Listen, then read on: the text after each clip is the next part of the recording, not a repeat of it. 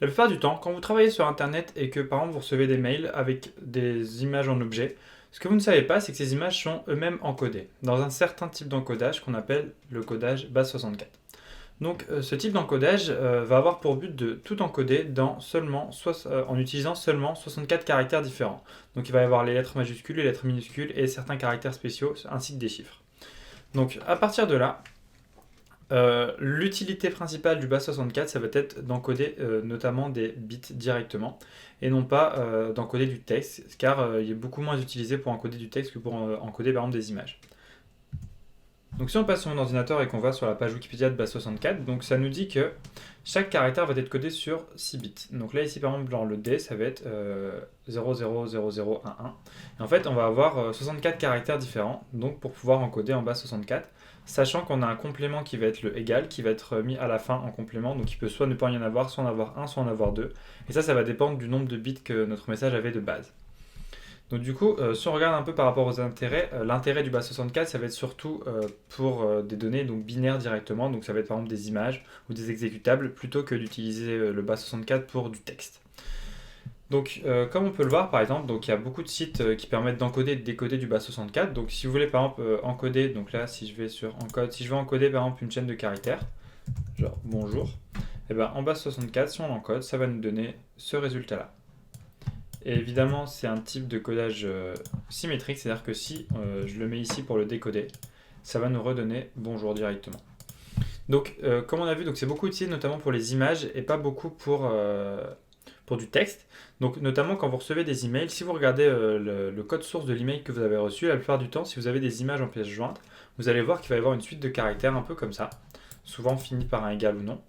Et ça va être du base64, car c'est beaucoup plus pratique de les encoder en base64 pour les envoyer plutôt que d'utiliser des caractères spéciaux qui sont inclus par exemple dans les fichiers .png.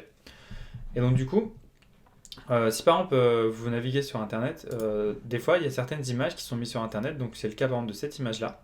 En fait, elle va être mise directement en format base64. Donc si par exemple je fais afficher l'image et qu'on regarde l'URL, en fait ça nous dit que cette image-là, ça va être de base une image de type PNG qui va être encodée en base64. Et ensuite, on a une virgule qui nous dit que tout ça, ça correspond au base 64 de cette image. Donc, ce qu'on peut faire maintenant, c'est qu'on peut récupérer directement cette image si on arrive à le décoder. Donc, si par exemple, donc je vais retourner sur la page d'avant pour avoir bien le base 64, qu'on le voit bien ici. Donc, tout ça, c'est le base 64 de notre petite image ici. Donc, si par exemple, j'essaie de le décoder donc, directement en le mettant ici, on voit bien que voilà, ça nous donne une image de type PNG, mais là, c'est du charabia. Parce qu'en fait, le PNG, c'est pas forcément des caractères Unicode comme on connaît. Et c'est beaucoup de caractères qui sont indescriptibles comme vous pouvez le voir ici. Mais on voit bien que c'est quand même une image PNG car toutes les images PNG vont commencer par une chaîne de caractères qui s'écrit juste PNG. Donc du coup là on le voit pas très bien. Donc ce qu'on peut faire c'est qu'on peut passer via un terminal. Donc si là par exemple, donc là je suis sur une console Linux, donc si je lance nano image.base64, donc là en gros je joue juste un éditeur de texte dans lequel je vais mettre mon base64 dedans. Et donc si j'enregistre, donc là maintenant si je fais un 4 de image base64, donc ça on voit bien que ça c'est le base64 de l'image que j'ai voulu faire. Donc ce qu'on va faire maintenant c'est qu'on va le décoder directement. Donc pour cela sur Linux on a une commande qui s'appelle base64-d pour décode. Et donc là il faut que à cette commande là on lui passe notre chaîne de caractères. Donc ce qu'on va faire c'est qu'on va 4 images 64, ensuite on va mettre une barre oblique qui va dire qu'en fait là, si je lui mets base64-d, en fait, ça va faire base64-d au contenu de ce que cette commande-là va renvoyer. Donc, vu que cette commande-là va renvoyer cette chaîne de caractères-là, on va appliquer la commande base64-d à cette chaîne de caractères-là. Donc, si je fais ça, voilà. Donc là, ça nous redonne ce qu'on avait vu tout à l'heure sur mon navigateur. Mais là, ce qu'on va faire, c'est que ça, on va le mettre dans un fichier. Donc, on va clear un petit peu. Voilà. Donc ce qu'on va faire c'est que maintenant on va utiliser le pipe, donc ça en gros le chevron vers la droite ça veut dire que le contenu, le résultat de ces deux commandes là, il va aller dans tel fichier.